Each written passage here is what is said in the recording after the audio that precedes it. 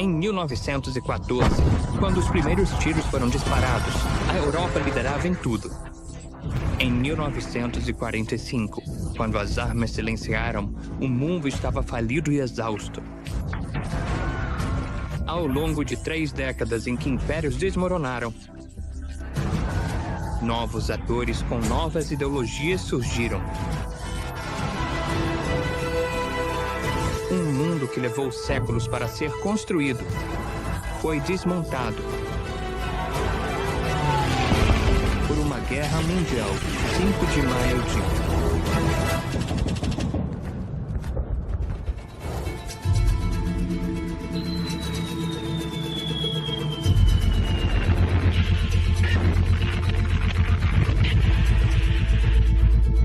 Em 5 de maio de 1936, o Marechal Badoglio liderou suas tropas até Addis Abeba.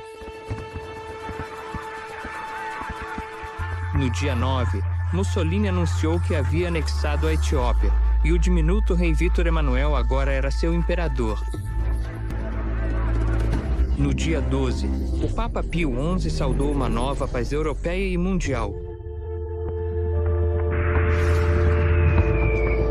Mas não havia paz na China, na Índia ou na Etiópia. A violência era regra na Rússia e logo explodiria na Espanha.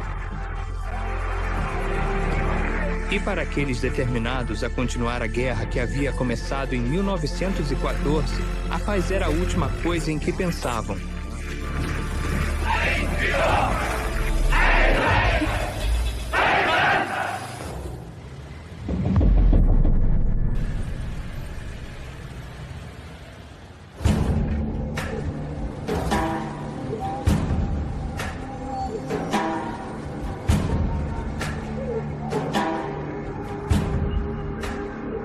Após a invasão da Etiópia por Mussolini, a Liga das Nações impôs sanções à Itália.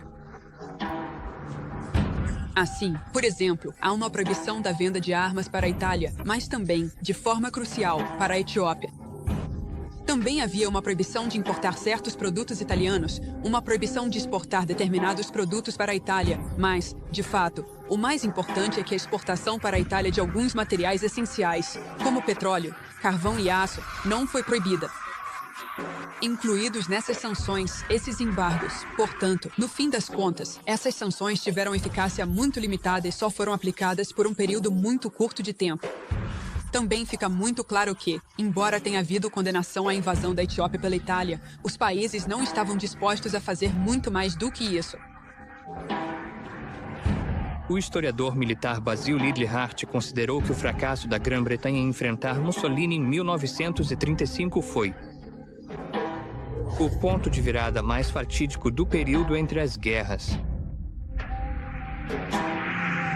E isso, combinado com a invasão da Manchúria pelo Japão, revelou a fraqueza da Liga das Nações. Inicialmente, os britânicos, os franceses e todos os outros olham para o Japão e a China, e veem o Japão como uma nação moderna, enquanto a China, eles pensam, isso é só um estado desorganizado e desunificado. Mas, com o tempo, à medida que a expansão continua, e então quando Manchukuo é criado, os chineses continuam trazendo o assunto de volta. Mas quem responderia à China? Não o rei da Inglaterra. Em janeiro, o chefe simbólico do Império Britânico, o rei George V, morreu. Ele seria sucedido por seu filho, o popular príncipe de Gales, que reinaria como Eduardo VIII.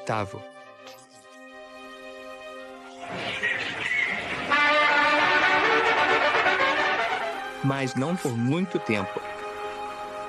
Seu caso com uma americana divorciada não era um problema, mas ele insistiria em se casar com ela, resultando em sua chocante abdicação. Sua Antiga Majestade, o rei Eduardo VIII, declarou sua determinação irrevogável de renunciar ao trono para si e para seus descendentes, Como o povo britânico distraído e sem um soberano forte, até mesmo o corpo político parecia alheio aos verdadeiros perigos que os cercavam. O rearmamento da Alemanha, a Guerra Civil Espanhola e a invasão da Etiópia pela Itália.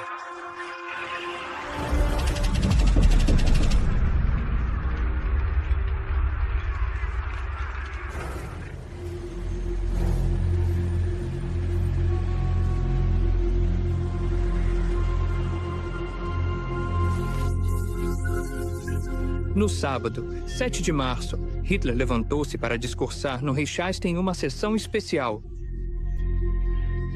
Milhões estavam ouvindo pelo rádio.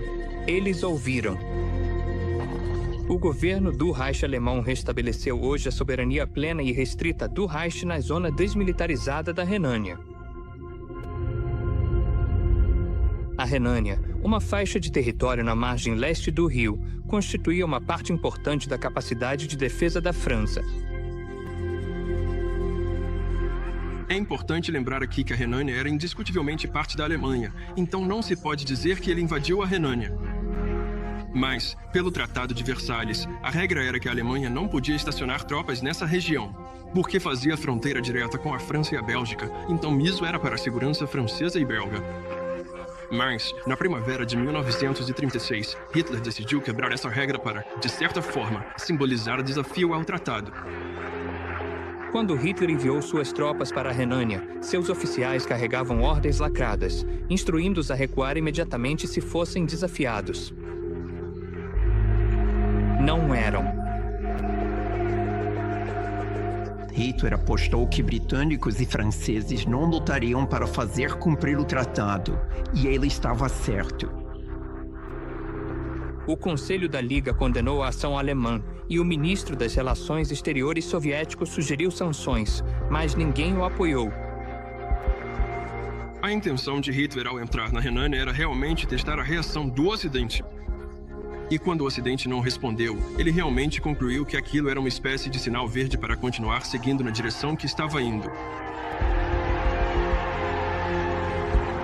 3 semanas depois de Hitler enviar suas tropas para a Renânia, Antoniedi se levantou na Câmara dos Comuns e disse aos seus ilustres membros: "É o apaziguamento da Europa. Como um todo, é isso que temos constantemente diante de nós."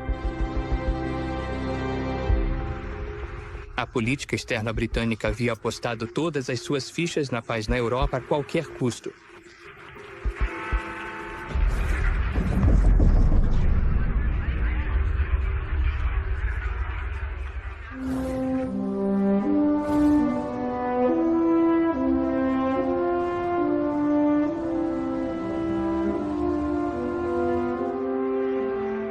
A Europa estava em crise. Em tempos de crise, o mundo buscava líderes experientes, e nos Estados Unidos, a nação voltou-se para a FDR. O presidente Roosevelt aceitou a indicação do Partido Democrata para um segundo mandato. Meus amigos, nem individualmente nem como partido podemos adiar e fugir desse destino seguindo o conselho de mentirosos derrotistas. Ele disse de forma célebre: "Há algumas gerações, muito é dado. De outras gerações, muito é esperado. Esta geração de americanos tem um encontro marcado com o destino." E assim fez FDR. Mas do outro lado do Atlântico, na França e na Espanha, um paradoxo político estava se desenrolando. A depressão e a fome fizeram o poder passar dos partidos de direita para as mãos da esquerda.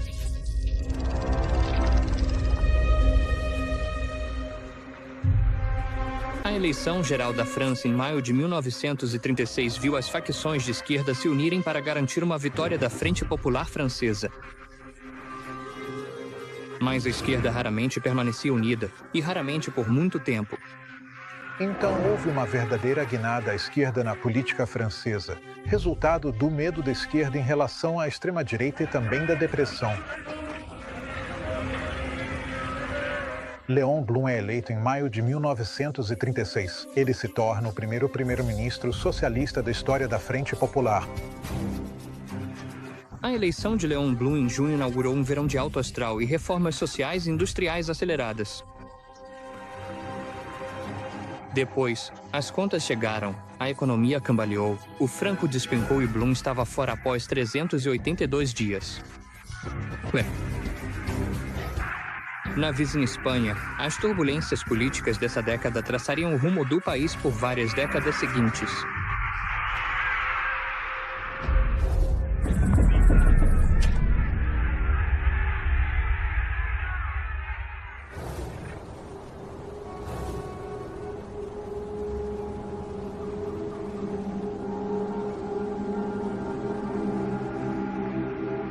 Na Espanha, a eleição de fevereiro levou a Frente Popular, de inclinação esquerdista, ao poder.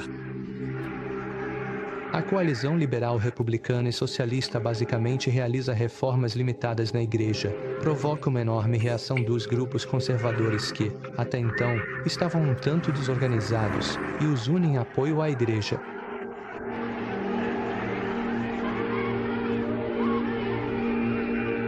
O Partido Fascista Falange conquistou 0,4% dos votos, mas, pelo menos no nome, logo se tornaria o partido governante da Espanha. Os falangistas são um partido espanhol de inclinação fascista, bastante pequeno até a época da Guerra Civil, quando se expande rapidamente, mas eles realmente acreditam no uso da violência e na derrubada do governo. E isso levou ao fim da Segunda República na Espanha. A falta de disposição da direita para negociar é notória na Europa daquela época. A elite política espanhola, à direita, é vista como uma das mais reacionárias da Europa.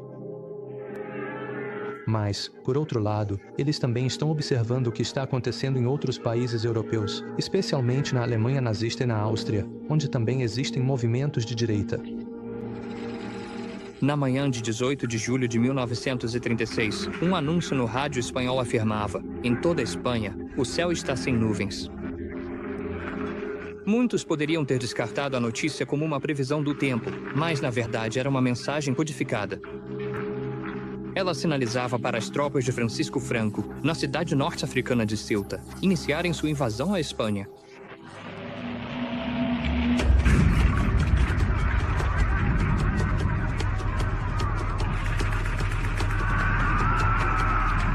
Franco e os generais comandavam tropas suficientes para transformar o golpe em uma guerra civil.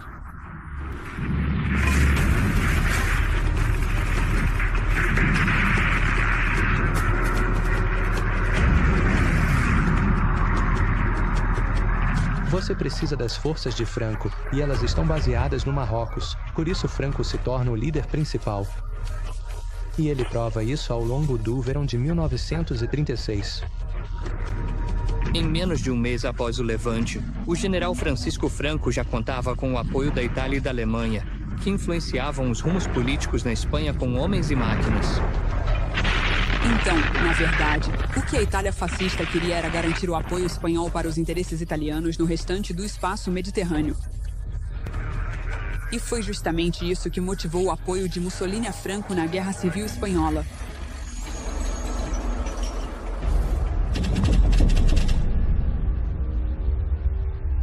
Sandy.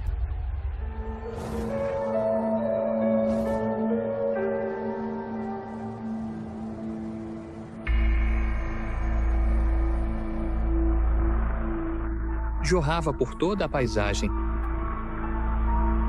Inimigos percebidos, traidores ou desertores estavam sendo executados a tiros, e mulheres estavam sendo estupradas. Quando eles capturavam essas cidades, frequentemente cometiam atrocidades terríveis. O caso mais famoso é o de Badajoz. As forças franquistas da Legião Estrangeira levaram muitos homens da cidade para a Arena de Touros e executaram milhares de pessoas. Em março de 1937, na Batalha de Guadalajara, as forças republicanas forçaram as formações italianas a uma retirada desordenada. Mais semanas depois, bombardeiros alemães destruíram Guernica, que mais tarde ficou famosa pela obra-prima de Picasso com o mesmo nome. Eles bombardearam a cidade sistematicamente, o que causou um enorme choque na Europa e no mundo todo, porque foi visto como o primeiro bombardeio de uma cidade europeia em defesa, aberta, e um ataque contra civis.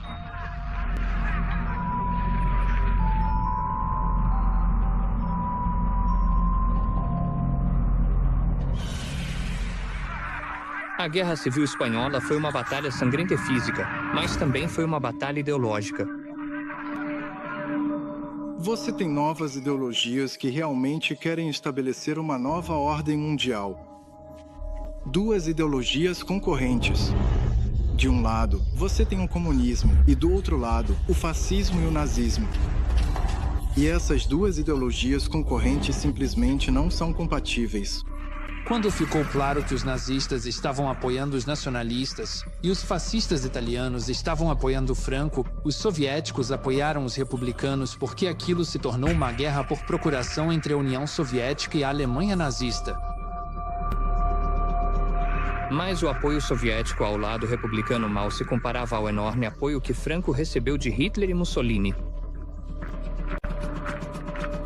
Os principais fatores que explicam a vitória de Franco na Guerra Civil são fundamentalmente diplomáticos. Por causa da não intervenção britânica e da intervenção alemã e italiana, Franco jamais teria vencido a Guerra Civil.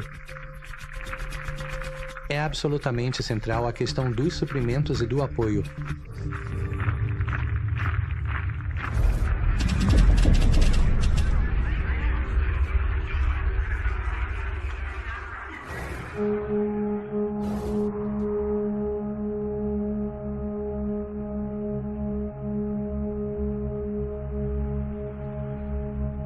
Os bolcheviques podem até ter tentado influenciar os acontecimentos na Espanha, mas também tinham planos para o seu próprio povo. Em abril de 1937, o Comitê Central do Partido Comunista lançou o Grande Terror, uma campanha para consolidar o poder de Stalin sobre seu partido e eliminar quaisquer rivais políticos remanescentes. Então, a motivação por trás do terror é lidar com a oposição interna antes que a guerra comece. A guerra necessariamente desestabiliza e enfraquece um regime.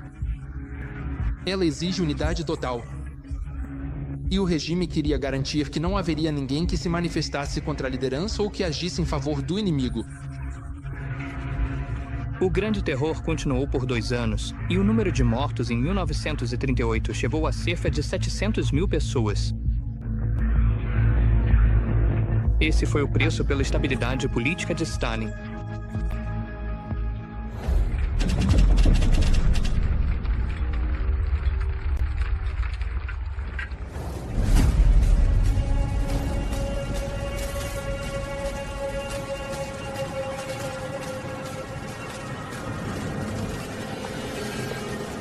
Em 7 de julho, tiros foram disparados na Ponte Lugu, nos arredores de Pequim. Conhecida pelos ocidentais como Ponte Marco Polo.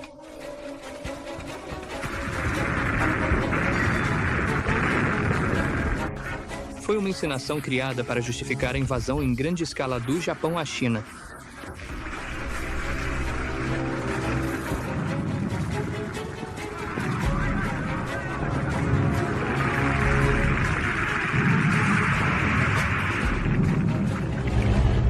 Cidades como Pequim e Tianjin caíram nas mãos dos japoneses em julho de 1937, ou seja, apenas algumas semanas após o incidente da Ponte Marco Polo. O norte da China estava mais ou menos sob o controle japonês em 1938.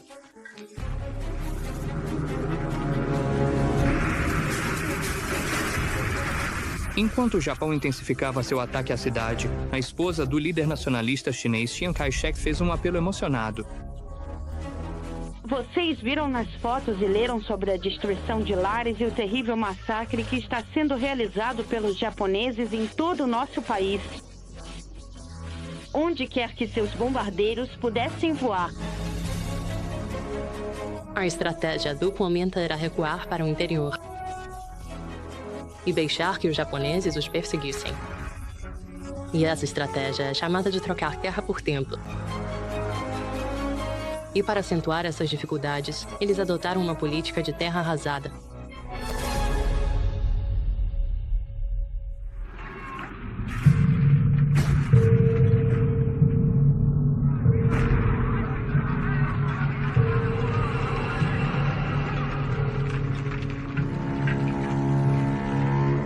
No final do ano, desfiles de lanternas pelas ruas de Tóquio celebraram a queda de Nanjing. O que se seguiu à queda da cidade custou ao Japão qualquer apoio internacional que ainda tivesse. Um exército famoso por sua disciplina saiu do controle.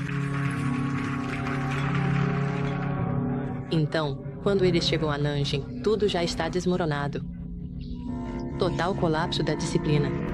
O alto comando ficou muito atrás da maioria desses soldados. A visão do Japão sobre raça realmente afetou sua conduta durante a guerra. Dezembro de 1937, quando ocorreu o massacre de Nanjing. A questão racial foi definitivamente um fator determinante na desumanização e na degradação do povo chinês. O Tribunal Militar Internacional do Extremo Oriente estimou posteriormente que mais de 260 mil civis haviam sido mortos.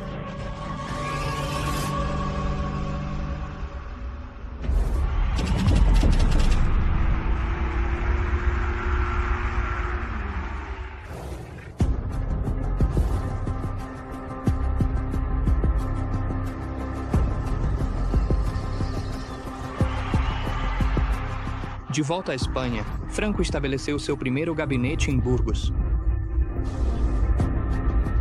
Franco é o líder dominante por causa de sua reputação no campo de batalha, por causa de seu culto à personalidade, por suas conexões com a elite política, por seu comando da Legião Estrangeira e por seu desempenho nos primeiros meses da Guerra Civil Espanhola.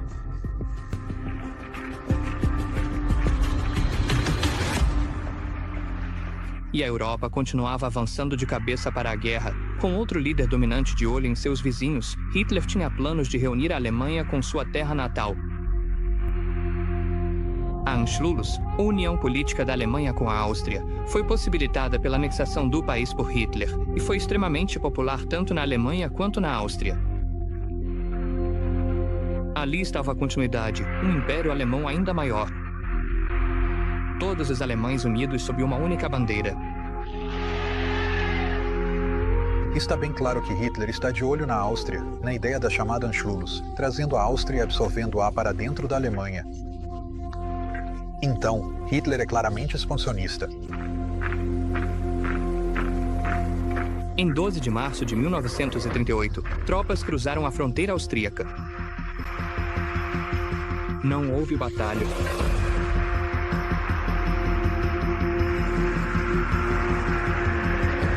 No dia 15 de março, na Heldenplatz de Viena, Hitler proclamou para uma multidão extremamente entusiasmada a entrada da minha terra natal no Reich alemão. E o mundo assistiu enquanto Hitler avançava ainda mais para a Europa Ocidental, de longe.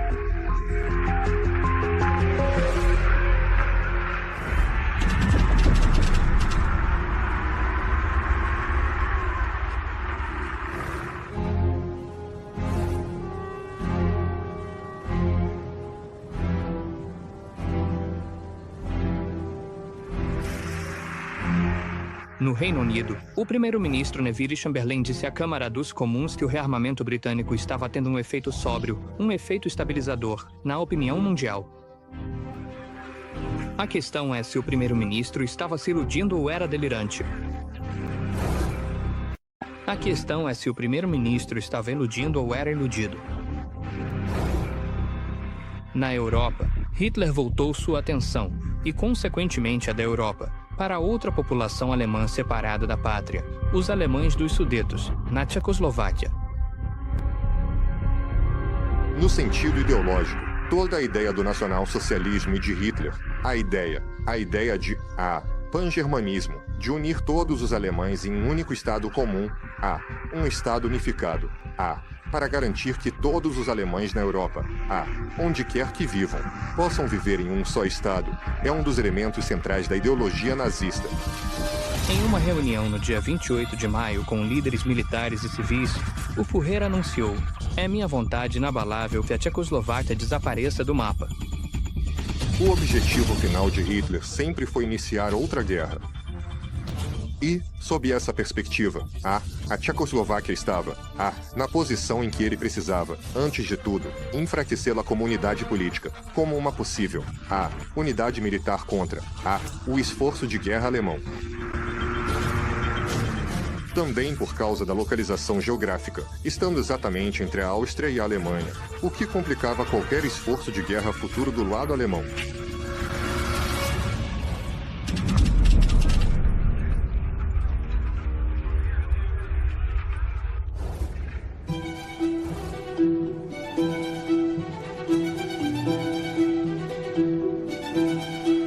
O plano britânico de apaziguamento claramente não estava funcionando. Chamberlain finalmente teve que agir, então ele viajou até o retiro particular de Hitler nas montanhas, Berchtesgaden, para o primeiro encontro entre eles. Minha política sempre foi, de fato, tentar garantir a paz. E a pronta aceitação do Führer à minha sugestão me encoraja a esperar que minha visita a ele não será, de forma alguma, em vão. Neville Chamberlain fez algo que políticos basicamente nunca faziam naquela época. Ele entrou em um avião e voou para se encontrar com Hitler. Isso parece normal para nós hoje, mas foi algo realmente dramático e meio chocante para o mundo em 1938. Ich bin von Melgefahren, disse Hitler ao receber a mensagem em que Chamberlain se oferecia para encontrá-lo. Uma tradução simples poderia ser: você poderia me derrubar com uma pena.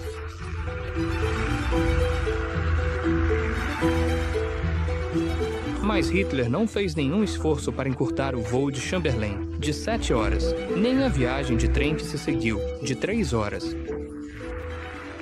Nem foi encontrá-lo na estação.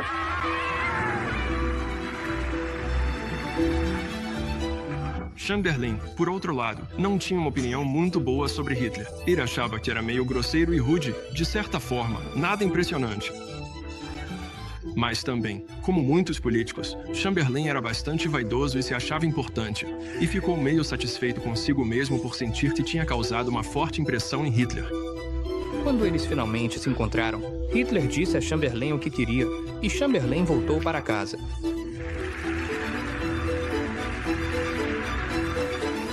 Voltei novamente, mais rápido do que esperava. E agora me sinto satisfeito, pois acredito que cada um de nós entende plenamente o que se passa na mente do outro. Muito bem, muito bem, muito bem. Ele então convenceu, de forma decisiva, os franceses a abandonarem seu aliado da pequena Entente e disse à Tchecoslováquia, agora sem amigos, que cedesse ao Sr. Hitler. Famosamente, ele escreveu para uma de suas irmãs, Senti, ao conversar com ele, que ali estava um homem que cumpriria sua palavra depois de tê-la dado. Esse é mais um daqueles casos de últimas palavras famosas e fatais. Claro, isso não se mostrou verdade, mas era importante que Chamberlain acreditasse nisso. Confio sinceramente que todos os envolvidos continuarão seus esforços dedicados para resolver de maneira pacífica o problema tchecoslovaco, pois disso depende, sem dúvida, a paz da Europa em nosso tempo. Muito bem, muito bem. Às 17 horas do dia 21 de setembro, o governo tcheco se rendeu à exigência anglo-francesa de ceder entre 4 e 6 mil quilômetros quadrados e mais de 1,5 milhão de alemães dos Sudetos ao Terceiro Reich. Dessa forma, isso fazia parte de todo o programa de garantir que todos os alemães pudessem viver em um só estado. Mais tarde naquela noite, com a conivência de Hitler, ministros poloneses e húngaros apresentaram suas próprias reivindicações territoriais à Praga.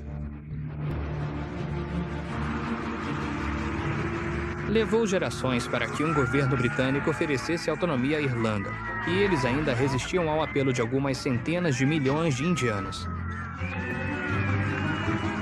Mas, incrivelmente, eles concederam aos alemães dos Sudetos o direito à autodeterminação em pouco mais do que um piscar de olhos.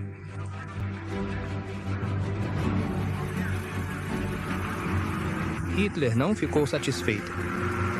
Hitler queria algo mais. Hitler queria enviar suas tropas para a Tchecoslováquia. Se eles quisessem começar outra guerra, a Tchecoslováquia tinha uma aliança com a Rússia. Então, obviamente, uma vez que o objetivo de Hitler sempre foi ir para o leste, expandir a Alemanha para o leste. Então eliminar o Estado tcheco estava obviamente na sua agenda. Também era para a futura criação do espaço vital para o povo alemão, que Hitler imaginava na Europa Oriental e Europa Central, onde os alemães deveriam dominar esse território. Mas Chamberlain ainda queria apaziguar.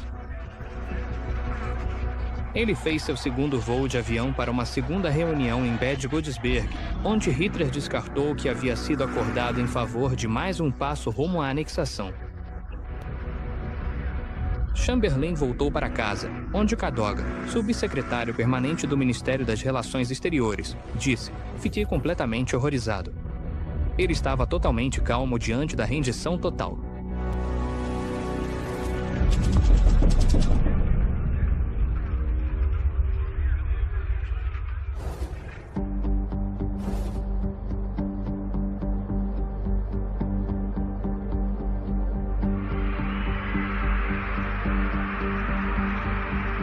Chamberlain perdeu o apoio de seu gabinete. O gabinete francês e a oposição britânica, liderada por Clement Attlee, defendiam uma resposta firme à intimidação de Hitler. Incrivelmente, Chamberlain propôs uma terceira missão a Berlim. Sieg Heil. Sieg Heil.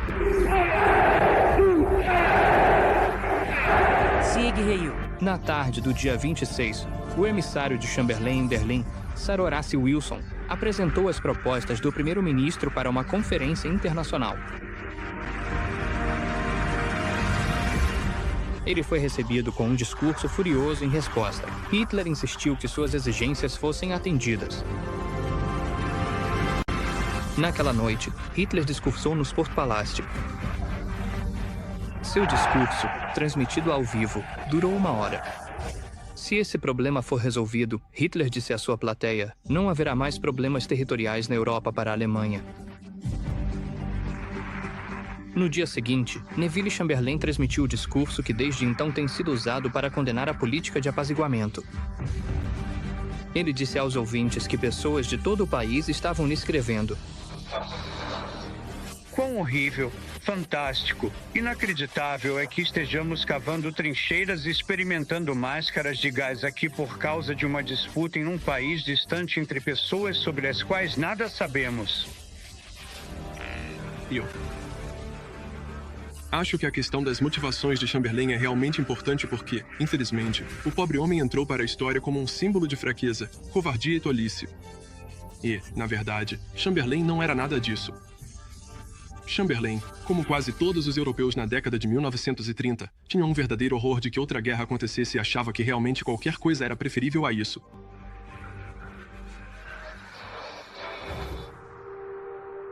Em 27 de setembro, o Departamento de Estado dos Estados Unidos, acreditando que Hitler invadiria a Tchecoslováquia no dia seguinte, apelou a Mussolini para que organizasse negociações. Benito Mussolini foi uma das maiores inspirações de Hitler. A Itália fascista serviu de modelo para a Alemanha em certos aspectos, como o teatro político, o culto à liderança e à personalidade em torno de Mussolini, que seria replicado de certa forma com Hitler. Tais apelos eram irresistíveis para um homem com o ego de Mussolini. O embaixador italiano em Berlim recebeu instruções para pedir a Hitler um adiamento. O embaixador atolico visitou a chancelaria 4 vezes antes de conseguir que Hitler concordasse com uma conferência, desde que Mussolini participasse. Munique seria o local do encontro.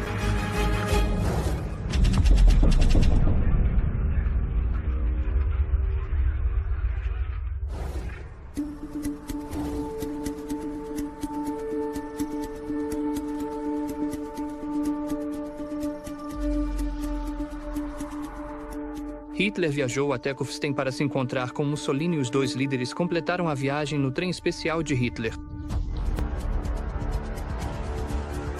Hitler estava pensando no quadro geral. Hitler queria isolar a França, e isso exigiria uma relação mais próxima com a Itália, o que se desenvolve em 1936 e 1937.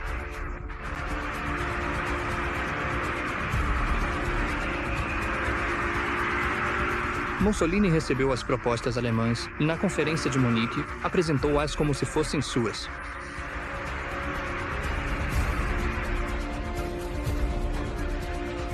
Chamberlain recebeu a notícia do acordo de Hitler quando uma mensagem lhe foi entregue enquanto ele estava de pé na Câmara dos Comuns.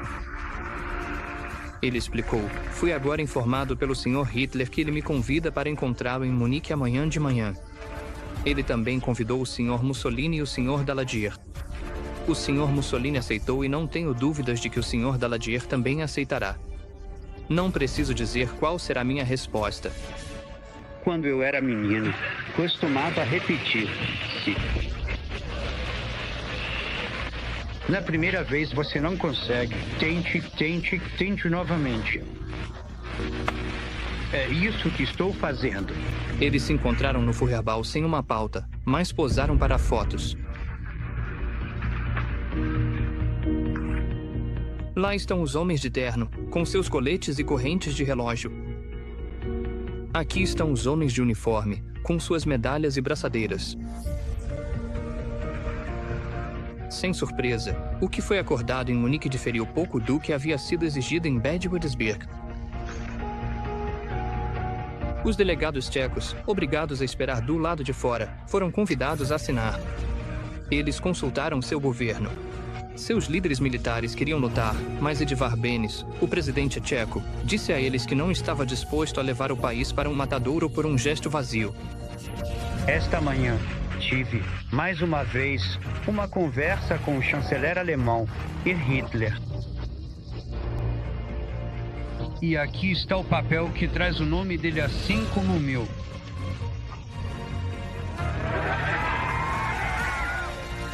Paz para o nosso tempo foi a famosa e notória declaração do primeiro-ministro britânico sobre o Acordo de Munique. De fato, ele proclamaria esse mantra por um bom tempo ainda.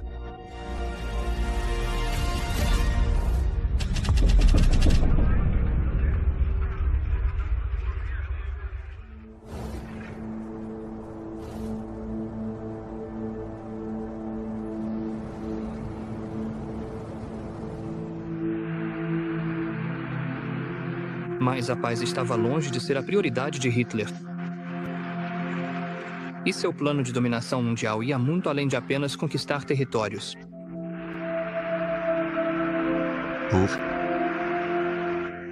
Outono de 1938, Hitler estava cada vez mais determinado a expulsar os judeus alemães da Alemanha. Em novembro de 1938, o regime nazista orquestrou um pogrom em escala nacional contra seus cidadãos alemães, e a Alemanha não via algo assim desde a Idade Média. Hitler esteve envolvido de perto em todas as etapas do pogrom. Tipo, uma turba nas ruas da Alemanha. Todas essas lojas judaicas foram vandalizadas. Então você vê os vidros das vitrines espalhados pelo chão e enquanto o fogo se reflete nesses cacos de vidro, cria uma imagem parecida com cristal. Por isso o nome Kristallnacht, a noite dos cristais, ou noite dos vidros quebrados. Ao final da Kristallnacht, 267 sinagogas foram incendiadas, 91 judeus foram mortos. Muitos outros se suicidaram. Outros morreram de ataques cardíacos e, mais tarde, vítimas invisíveis de crueldades desconhecidas sob custódia nazista. Cerca de 7.000 lojas judaicas foram destruídas, vandalizadas. Inúmeros apartamentos de propriedade de judeus foram destruídos. A Kristallnacht não deveria ter sido uma revelação, mas foi. E alguns em Westminster agora viam que havia mais do que uma luta pelo poder em jogo. Era uma luta moral. E Hitler se comprometeu com a destruição do sangue judeu. O assassinato em massa não fazia parte da agenda neste momento. O objetivo era tornar a vida dos judeus na Alemanha insuportável. Ele tinha uma concepção racialista da humanidade, como muitas pessoas, mas adotou uma versão extrema disso e considerava os judeus uma raça de pessoas, e uma raça que representava um perigo mortal para a raça alemã. Esse terror e destruição sistemáticos contra os judeus continuariam por muitos anos.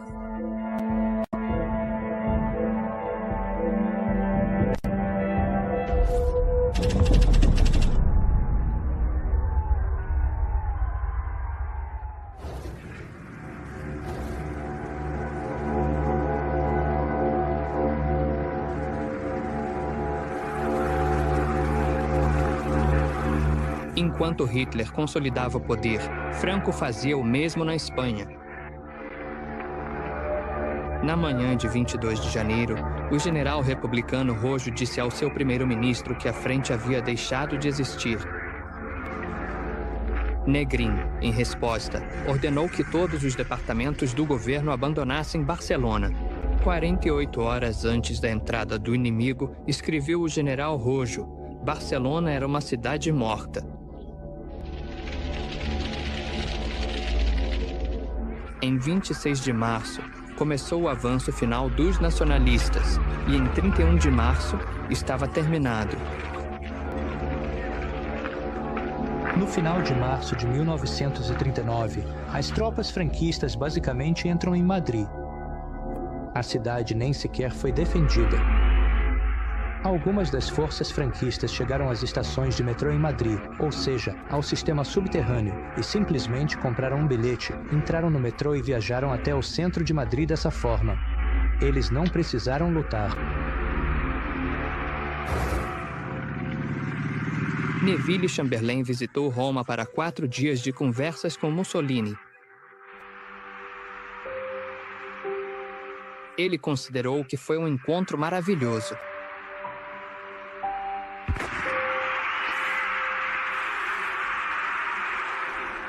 Mussolini tinha uma opinião diferente. Seus visitantes eram, segundo ele, os filhos cansados de uma longa linhagem de homens ricos e eles vão perder seu império.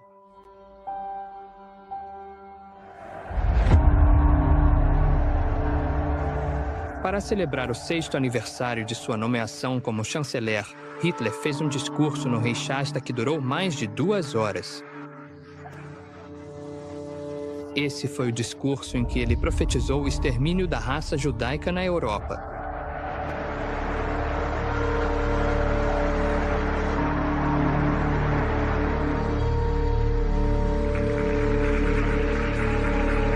No dia seguinte, o presidente Roosevelt falou aos senadores que estavam prestes a votar um projeto de lei que autorizaria a compra de milhares de aeronaves para o corpo aéreo do exército. O tema dele era como lidar com Hitler, e ele disse: não adianta chamá-lo de maluco porque ele é uma potência, e temos que reconhecer isso. Como?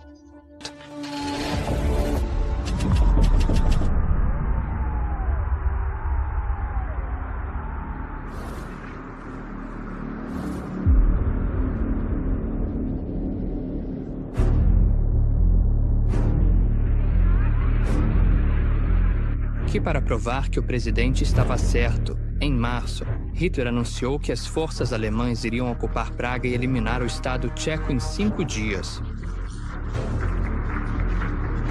Os fatores de longo prazo para entrar em guerra e ser conseguir uma boa posição estratégica para ir à guerra, para se livrar de um país que era hostil à Alemanha, que era aliado da Rússia, da França, parte da Aliança Francesa na Europa Oriental. Mas também as razões ideológicas, étnicas e nacionalistas para incluir esse espaço no espaço alemão. O temeroso e intimidado presidente tcheco ordenou que as tropas tchecas não resistissem aos invasores alemães. Goering lhe disse que, caso não o fizesse, bombas cairiam sobre sua histórica capital.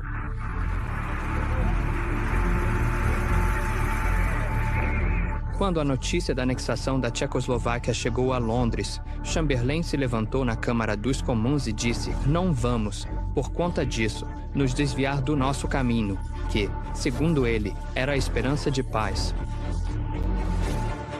Ele não foi aplaudido. Os repetidos apelos de Chamberlain pela paz já não tinham mais o efeito estabilizador que antes possuíam.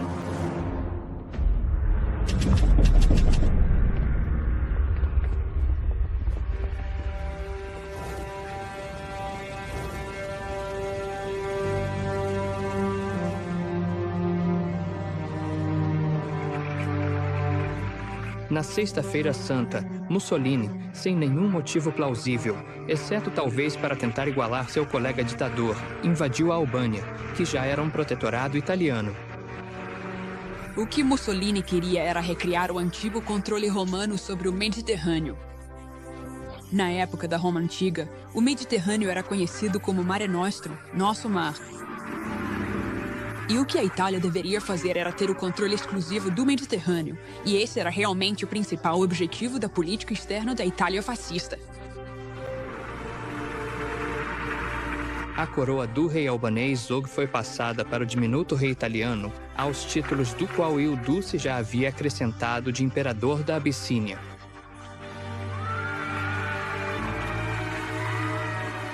Agora estava claro que a cidade de Danzig, Danzig, seria o próximo item na lista de conquistas de Hitler. A Liga das Nações interveio, mas, é claro, Hitler não seria detido. O ímpeto estava crescendo e Hitler já conseguia vislumbrar suas vitórias gloriosas. Finalmente, em 31 de março, Neville Chamberlain prometeu à Polônia todo o apoio que estivesse ao alcance da Grã-Bretanha. Se fosse feita uma tentativa de mudar a situação pela força, de modo a ameaçar seriamente a independência polonesa, isto inevitavelmente daria início a uma conflagração geral na qual este país certamente estaria envolvido. Mas a mudança de postura de Chamberlain veio tarde demais. Ele confiou demais, especialmente em seus encontros com Hitler em setembro de 1938. Ele acreditou demais nas garantias de Hitler. Ele estava confiante demais de que havia resolvido esse problema, especialmente após sair da Conferência de Munique. O embaixador americano em Paris escreveu ao seu presidente: há uma serenidade curiosa de uma ponta a outra da França.